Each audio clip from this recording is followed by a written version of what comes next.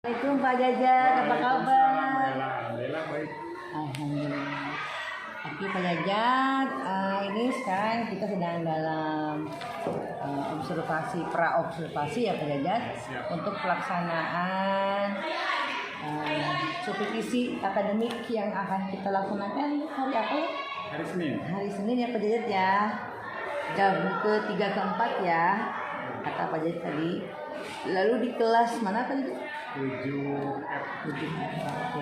Nah, yang ingin saya tanyakan di sini terkait dengan ini ya Pak Jajar. Bentar. Loh, tadi udah ketemu hilang lagi ya. Ah, ini dia. Oke, Pak Jajar. Boleh tahu nggak tujuan pembelajaran yang akan Bapak sajikan nanti pada hari Senin jam 3 ke 4 itu apa? Kira-kira? Boleh? Tujuan pembelajarannya tentang apa ya? Materinya tentang norma gitu. Norma, ya. Pak. Tujuan pembelajarannya mungkin anak memahami hakikat norma. Memahami. Sok aja Pak, ngomong aku Ya. ngomong. Kemudian ada apa ya? Tujuan adanya norma.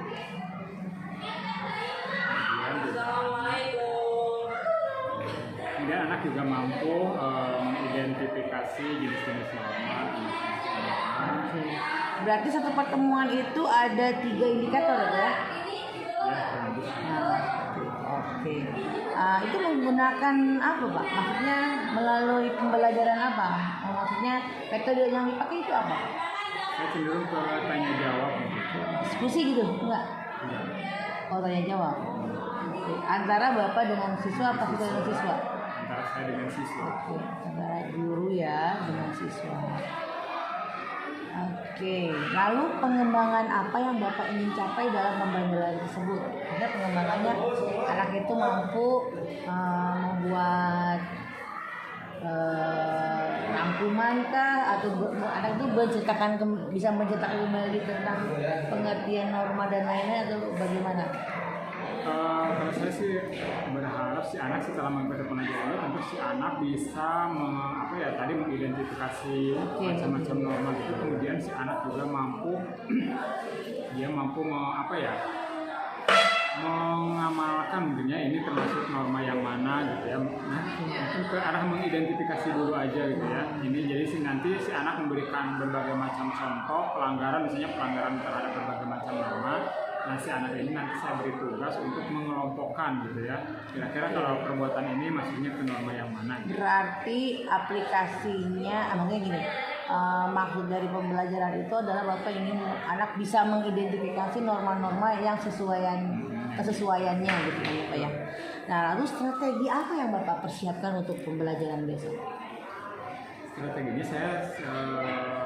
kemungkinan saya akan menyusun gitu ya sebuah permasalahan gitu, atau memantik mereka untuk mengajukan sebuah pertanyaan mungkin. Nah, si anak-anak nanti diberi kesempatan ke depan, silakan kalian yang mampu menjawab pertanyaan itu kalian tuliskan di papan tulis gitu ya.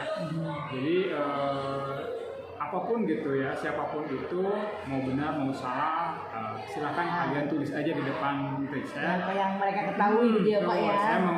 Saya menguji keberanian mereka aja dulu gitu ya. Oke. Baik Bapak, semoga nanti pada hari hanya anak-anak bisa mengikuti pembelajaran yang Bapak sajikan. Tentunya Bapak udah siap dong dengan media-medianya. Jadi bersiapkan Pak. Iya. Mungkin nanti kita akan lebih banyak berbicara lagi setelah kita melihat aksi Bapak besok. Gitu ya Pak ya. Terima kasih atas waktunya Bapak. Semoga sukses selalu dan tetap semangat. Assalamualaikum. Waalaikumsalam.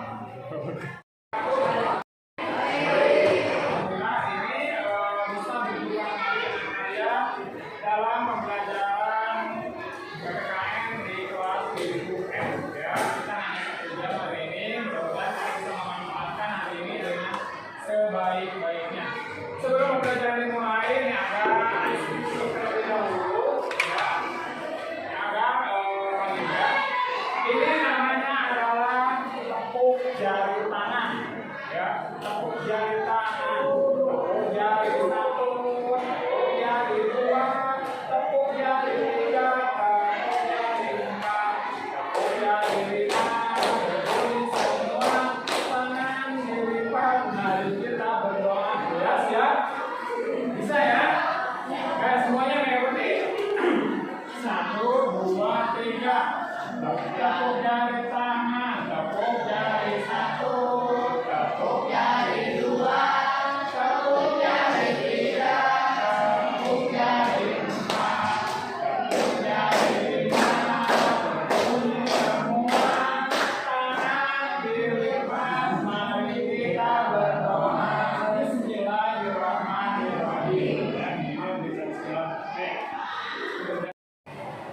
Selamat pagi Pak Jaja. Ya, selamat pagi Mbak Ella. Ada apa nih Pak pagi-pagi? Kebetulan terima kasih sebelumnya ya. Saya ini ada sesuatu yang mengganjal dalam diri saya terkait pembelajaran anak. Mungkin kita bisa saling sharing apa ya Bu ya? Oke. Jadi mencari solusi dari pembelajaran anak ya. Oke. Boleh Bapak ceritakan apa ya? Nah, saya ini punya masalah itu terkait teknik pembelajaran. Nah, setelah dilakukan asesmen diagnostik itu kan kita jadi tahu nih si anak ini ternyata lebih cenderungnya ke gaya belajar mereka gitu ya. Nah, gaya belajar mereka itu kan beda-beda antara satu siswa dengan yang lainnya. Betul sekali. So, nah dari cara gaya belajar mereka, tentu saya juga harus mempersiapkan diri saya bagaimana memberikan pembelajaran kepada mereka ya sesuai dengan kebutuhan mereka gitu. Baik. Lalu apa yang sudah Bapak lakukan? Yang selama ini saya lakukan ya saya berusaha untuk memenuhi kebutuhan mereka gitu ya. Tapi saya rasa sih saya belum optimal gitu ya. Ternyata di lapangan ternyata masih ada aja anak yang cenderung mereka jenuh juga misalnya dengan gaya belajar yang saya berikan ini itu gitu seperti itu. Masih ada kendala mungkin. Sudah boleh tahu sudah berapa variasi yang sudah Bapak berikan kepada anak-anak? Selama ini ya, ada 2 variasi mungkin yang saya berikan kepada mereka ya. Apa tuh Pak, boleh tahu? Nah yang pertama mungkin saya cenderung ke menjelaskan gitu ya, memberikan penjelasan kepada mereka. Kemudian yang kedua saya mau coba untuk memberikan sesuatu yang beda, misalnya memberikan tayangan lah kepada mereka juga gitu ya. Tayangan berbentuk slide atau apa gitu lah, atau ada gambar atau apa video seperti itu. Mungkin 2 hal itu saja yang baru saya lakukan gitu. Nah, dari 2 variasi yang Bapak laksanakan memang hasilnya masih belum optimal. Betul Bu. Dari 2. Berarti tambah lagi Pak. Harus ya. Tambahin lagi ya, Iya, kayaknya benar. ya.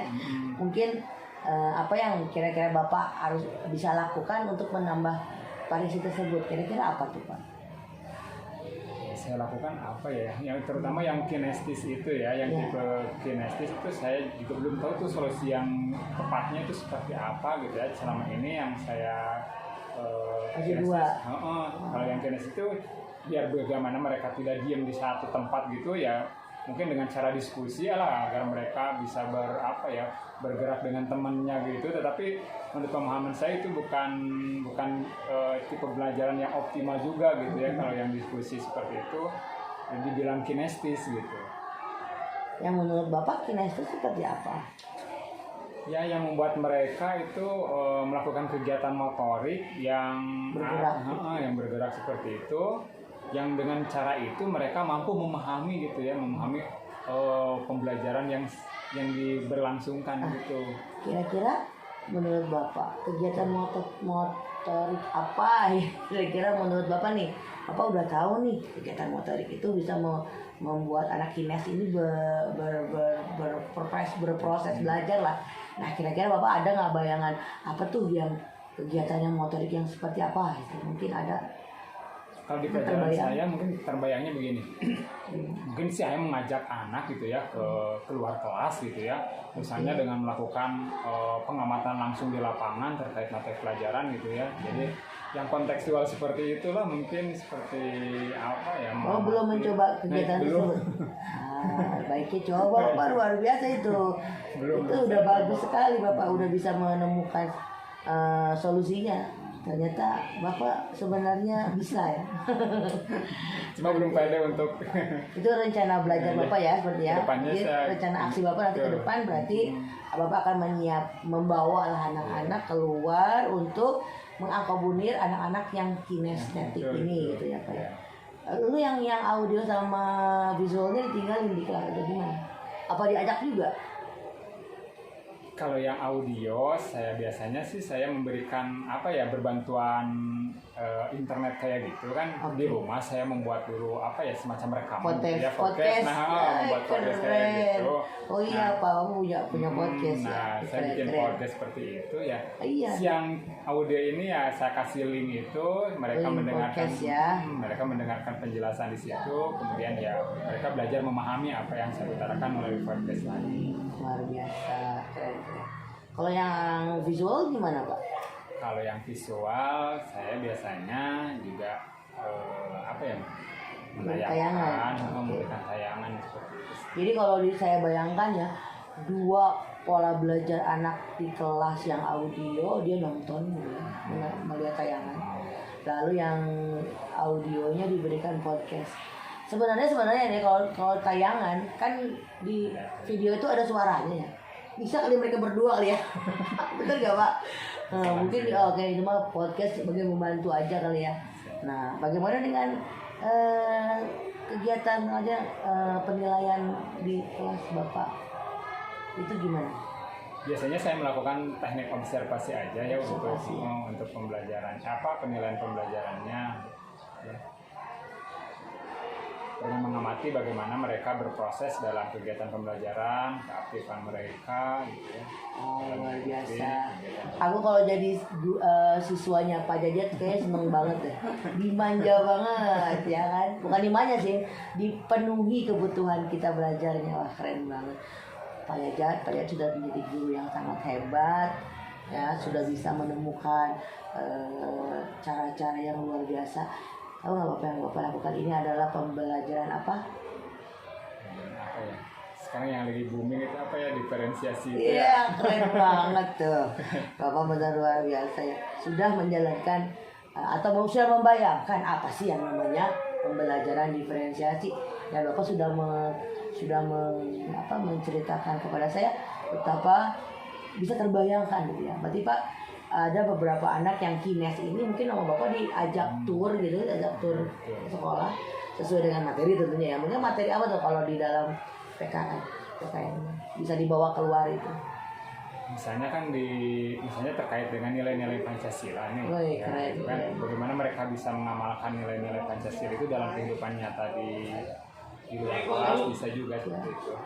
Ini seru banget ya Pak Jajat ya. Baik Pak Jajat, saya tunggu ya. Kira-kira pelaksanaannya mungkin nanti berapa, pertemuan yang keberapa ini? Nanti kayaknya pertemuan minggu depan.